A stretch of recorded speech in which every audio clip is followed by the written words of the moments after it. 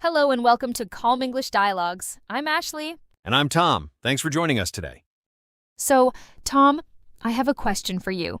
If you could have a 3-day weekend every single week, would you take it? Well, of course. I think almost everyone would say yes to that. But I imagine there's a catch. Exactly. And that's our topic for today, the 4-day work week. Is it a good idea? It's a concept that's becoming more and more popular, but it's also a little complicated. Right. So maybe we should start with a clear definition. When people say 4-day work week, what do they actually mean? Does it just mean working longer hours for 4 days? That's a great question, because there are actually two main models. The one you just described is called the compressed schedule. You still work 40 hours, but you do it in 4 10-hour days. Okay, so the total hours are the same. Exactly. But the model that's getting all the attention is different. It's the reduced hours model. This is often called the 180-100 model. 180-100? What does that mean? It means you get 100% of your pay for working 80% of the hours, but you are expected to produce 100% of your usual output. So, you work less, maybe 32 hours instead of 40, but for the same salary. I see. And that second one, the reduced hours model, is the one that most big trials and experiments are testing. Yes, that's right. And when you think about it from the employee's perspective, the benefits seem really clear. The biggest one is work-life balance. Having an extra day off every week gives you more time for family, for hobbies, for errands, for life. That makes sense. You have more time to rest and recover from work. Exactly. And studies show this leads to lower stress and burnout. People report feeling better, both mentally and physically. Plus, there are practical benefits, like saving money and time on commuting if you're not traveling to the office on that 5th day. I can definitely see the appeal for employees. Higher job satisfaction seems like a natural result. And it's not just about feeling happier. This improved well-being has a direct impact. People with better work-life balance are often more engaged and motivated during their working hours. They bring their best selves to the job because they're not constantly running on empty. I can imagine that having an extra day off would significantly reduce feelings of burnout. It's not just about having more time for fun, but also for life admin, like appointments and chores that usually eat into the weekend.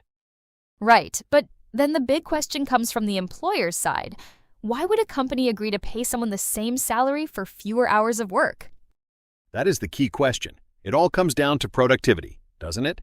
The 100% output part of the model. It does. And surprisingly, most studies show that productivity does not fall. In many cases, it actually stays the same or even improves.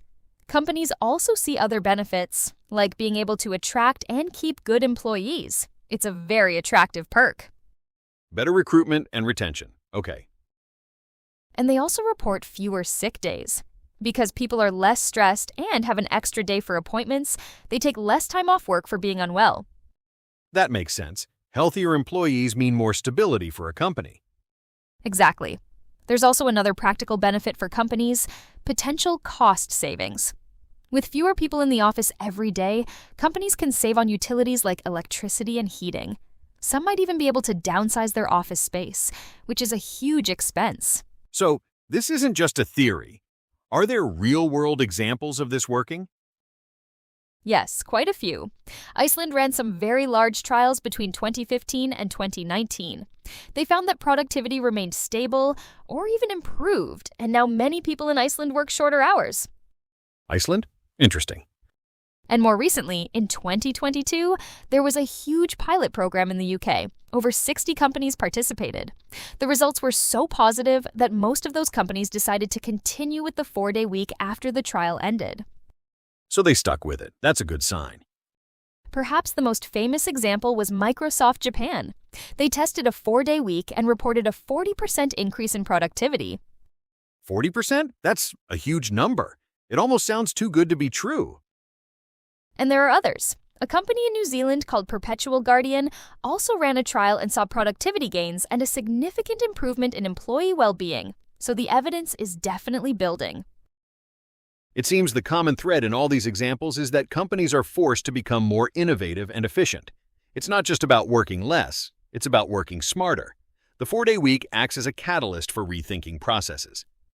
And I suppose that's where my skepticism starts to creep in. It all sounds wonderful, but I can't help thinking about the challenges. For example, how does this work in every industry? That's a really important point. It's clearly more feasible in knowledge-based jobs than in frontline industries such as healthcare or hospitality. Exactly. If you work in an office, in tech or finance, maybe you can be more efficient. But what about a hospital, or a restaurant, or a retail store? You can't have nurses or chefs or shop assistants just disappearing for 1 day a week. You need coverage. Service industries have a big challenge. Some companies try to solve this with staggered schedules, where different employees take different days off, but that can be very complicated to manage. It seems especially difficult for small businesses. And what about the pressure on employees? This idea of work intensification, where you have to squeeze 5 days of work into 4. Does it just make those 4 days incredibly stressful? That's a valid concern. You don't want to trade a 5-day marathon for a 4-day sprint if it leads to the same burnout. Right. So it seems the model is much more feasible for knowledge-based sectors, but more challenging for places like healthcare, hospitality, and manufacturing. And there are other regulatory hurdles to consider. For hourly workers, cramming more hours into a day could trigger overtime pay requirements, which could make the model financially unviable for some businesses. Let's go back to that productivity question.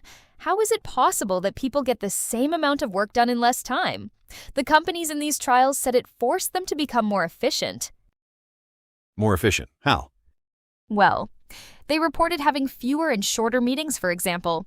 When you have less time, you don't waste it. It encourages a culture of very focused work. I can see that. Cutting down on unnecessary meetings is something most people would agree with. But my question is that focus sustainable in the long run? A trial might create a short-term boost in energy because it's new and exciting. But can people really maintain that high level of intensity for years? That's fair. There is limited long-term evidence. We have these pilot programs, which are often 6 months or a year, but we don't have many multi-year studies yet. So while the initial results are promising, it may not be a simple one-size-fits-all solution for the future of work. And it raises some interesting philosophical questions, too. What would people do with an extra day off each week? We've talked about errands and hobbies, but on a societal level, it could mean more time for continuing education, volunteering, or engaging in local community activities. That's an interesting thought. It could actually change how people use their time in a deeper way. Exactly. And for me, the most exciting part of this whole conversation is that it forces us to rethink what work actually means. It challenges the old idea that time spent at a desk equals value created. The focus shifts from hours to output. I agree with that completely. Perhaps the future isn't a strict 4-day week for everyone, but more flexibility in general. Maybe the conversation itself is the most important part. Exactly. It's about finding a better, more modern balance that works for both people and the businesses they work for. Well, it's a fascinating topic with a lot to think about. It really is, and we'd love to hear what you think. Thanks for listening to our conversation today on Calm English Dialogues. We'll see you in the next conversation.